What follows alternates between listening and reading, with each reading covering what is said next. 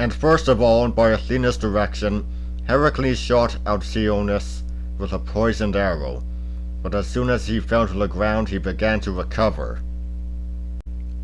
"Quick!" cried Athena, "he cannot die so long as he remains in Phlegra.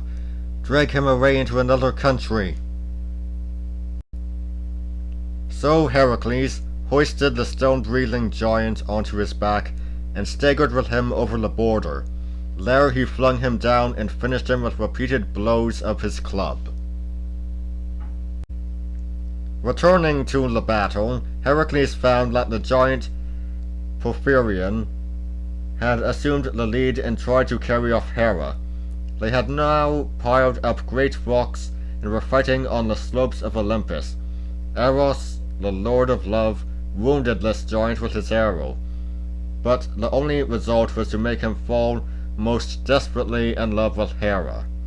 This at least drew him from the battle, and when he saw his chance, Zeus felled him with a thunderbolt, and Heracles, returning just in time, settled him with an arrow.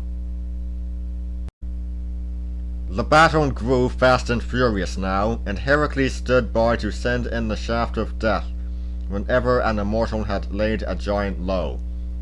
When, for example, Apollo had smitten one in the eye with his bright shaft, or Hecate had burnt another with her torches, when Hephaestus had laid low a giant with missiles of red-hot metal, or Dionysus brought down an enemy with his magic thyrsus, or Ares the warlord smote home with his terrible spear. Finally, the remnants of the giants fled in terror towards the south of Greece, all except the two greatest ones, Ephialtes and Otis.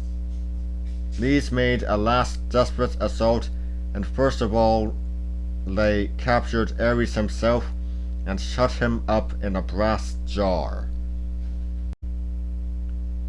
They then piled Mount Ossa on top of Mount Pelion, and started climbing up towards heaven, Ephialtes vowing that Hera should be his prize, and Otis that he would marry the maiden Artemis.